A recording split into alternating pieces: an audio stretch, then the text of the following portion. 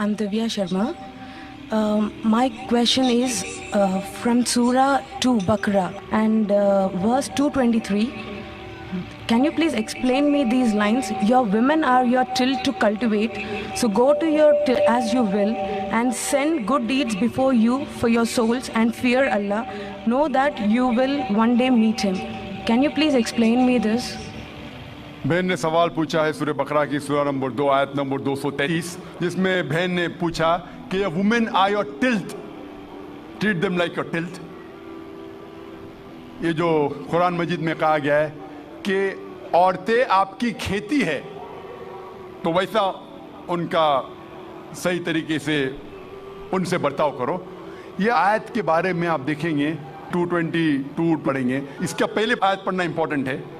When they ask the concerning menstrual cycles, जब वो पूछते हैज़ के बारे में,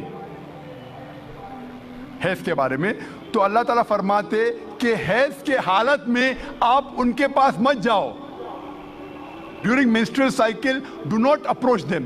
क्यों? क्योंकि हैज़ के हालत में जब खून बहता है, आज की मेडिकल साइंस कहती है कि चांसेस है जब आप उनके पास जाएंगे इस हालत में तो औरतों को तकलीफ होगी। उसके अलावा बीमारी फैलने के हाई चांसेस है खून के जरिए, इसीलिए उनके पास मत जाइए, वरना औरतें आपकी खेती है, आप जब चाहे जा सकते हैं, मतलब वो आपकी है, आपके लिए। और कुरान में आप पढ़ेंगे उसके पहले सूरह बकरा में सूरह नंबर 2 आयत नंबर 187 में कहा गया है, हुन्ना लिबासुल लकुम व अंतुम लिबासुल लहुन्ना। आप उनके लिबास है, वो आपकी लिबास है। मतलब आपकी बीवियां आपके लिबास है और आप अपनी बीवियों के लिबास है। लिबास का मतलब गारमेंट्स।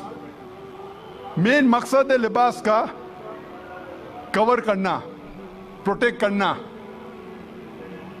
छुपाना, ब्यूटीफाई करना, ये काम है मियाँ बीवी का। तो ये आयत में जो कहा गया है menstrual cycle don't approach them and they are your tilth, treat them as you can. और इसके और कई मानी हैं जो medically we can prove. A land, जब हल चलाते हैं तो हल चलाने के लिए आपको पता है कि बैल के पीछे एक सख्त चीज होती है, लकड़ी। उस तरीके से आप, there are various different meaning that be careful. जो जमीन रहती है it is very soft, the soil is soft. संभाल के आप ट्रीट कीजिए, संभाल के उनके पास अप्रोच कीजिए। बहन ने सवाल किया है कि वो चाहती थी कि कुरान मजीद पढ़े, और चंद महीने पहले, 2-3 महीने पहले उसने एक मुसलमान दोस्त से पूछा है और कुरान मजीद पढ़ा है। और कुरान मजीद पढ़ने के बाद इतना अमन महसूस करने लगी, और मोहम्मद सल्लल्लाहु अलैहि वसल्लम जानने के बाद कि आज वो कहती है कि I have surrendered to the will of Allah and the teaching of Muhammad सल्लल्लाहु अलैहि वसल्लम। वो खुशी से खुद जो अल्लाह के अहकामात है और मोहम्मद सल्लल्लाहु अलैहि वसल्लम के पैगामात है उनके ऊपर अमल करने की ख्वाहिश है और सरेंडर कर चुकी है अल्हम्दुलिल्लाह, जो एक सच्चा मुसलमान करता है। वो कहती है कि मेरे दिल में इतना सुकून है, लेकिन ये बात मैं मेरे वालिदैन से कैसा करूं, वालिद से कैसे कहूं, वालदा से कैसे कहूं, भाई से कैसे कहूं, और वो ये बात को नहीं मानेंगे। किस तरीके से मैं उन्हें अल्लाह सुब्हानहू व तआला के बारे में कहूं। बहन, आज तो मेरी तकरीर थी मोहम्मद सल्लल्लाहु अलैहि वसल्लम का जिक्र मुख्तलिफ मजहबी किताबों में। तो जो आज आपने यहाँ सुना वो आज जाके कहो अपनी वालदा से, अपने भाई से कि मैंने तकरीर सुनी। एक शख्स जो अपने आप को जाकिर कहता है, वो कहता है कि मोहम्मद सल्लल्लाहु अलैहि वसल्लम हिंदू मजहब की किताब में भी है और हिंदू मजहबी किताब के हिसाब से वो आखिरी पैगंबर है। वो मोहम्मद सल्लल्लाहु अलैहि वसल्लम लोग जिसे कहते हैं वो सही इंसान नहीं, क्योंकि मैं जानता हूं कि गैर मुसलमानों को मोहम्मद सल्लल्लाहु अलैहि वसल्लम के बारे में गलत फहमी है। और जो कुछ मैंने इस तकरीर में बयान किया, जो भी आप याद रख सके वो आप अपने वालिदैन और अपने भाई से फरमाएं।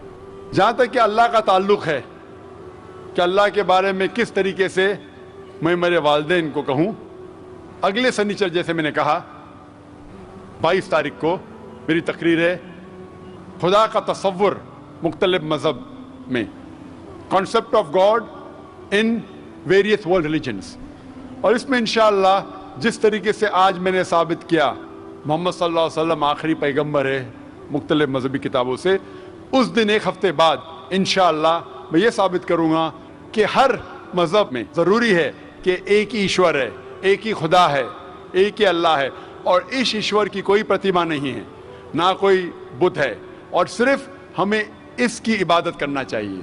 تو یہ دونوں تقریر سننے کے بعد جو دونوں مین پلرز ہے، مین رکن ہیں، اسلام کے مین رکن ہے جو کلمہ بھی ہے کہ مانو کہ ایک خدا ہے اور اس کے علاوہ کسی کی عبادت نہیں کرنا چاہیے، اور محمد صلی اللہ علیہ وسلم اس کے آخری پیغمبر اور بندے ہیں۔ یہ ضروری ہے ماننے کے لیے کوئی انسان کو مسلم بننے کے لیے۔ میرا یہ کہنا ہے کہ جب بھی آپ اپنے گھر والوں سے بات کرتے ہیں تو یکسانیت کی بات کرو، اختلافی بات مت کرو۔ یہ مت کہو کہ اس میں یہ غلط لکھا ہے، یہ مذہبی کتاب میں ہندو میں غلط ہے، یہ مت کیجیے۔ اللہ تعالیٰ فرماتے ہیں سورہ عمران میں سورہ 3 آیت نمبر 64 میں تعالوا الی کلمۃ سواء بیننا بینکم، آؤ ہم اس بات کی طرف جو آپ اور ہم میں یکساں ہے۔ سب سے پہلی بات اللہ نعبد الا اللہ، کہ ہم صرف ایک اللہ سبحانہ و تعالیٰ کی عبادت کرتے ہیں۔ لیکن جب آپ اسلام قبول کیے اور اسلام پہ عمل کرنا شروع کیے، آپ کو یہ احساس دلانا ہوگا اپنے گھر والوں کو کہ آپ ایک اور بہترین انسان ہیں۔ آپ جو پہلے تھے وہ دوسرے انسان ہیں، اور آج جو ہے وہ اور دوسرے انسان ہیں۔ آپ کو اپنی والدہ سے اور محبت کرنا چاہیے۔ محمد صلی اللہ علیہ وسلم فرماتے کہ والدہ کے پیر کے نیچے جنت ہے، مسند احمد کی صحیح حدیث ہے۔ تو آپ کو یہ احساس دلانا ہوگا کہ آپ اپنی والدہ سے اور محبت کرتے ہیں، آپ کے والد سے اور محبت کرتے ہیں۔ جو آپ ان کی بات پہلے نہیں مانتے تھے آج ماننا شروع کرو۔ صرف وہ چیزیں جو قرآن اور حدیث کے خلاف ہے، اللہ کے احکامات اور محمد صلی اللہ علیہ وسلم کے پیغامات کے خلاف ہے، وہ چیز چھوڑ کے سب باتیں مانو۔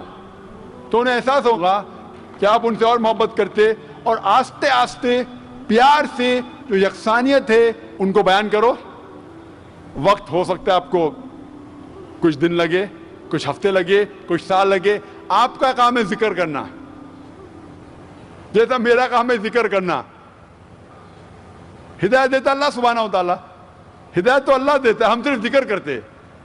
اسی طریقے سے آپ دعوت دیجئے آپ کے گھر والوں کو، اور بعد میں اللہ پہ چھوڑیے۔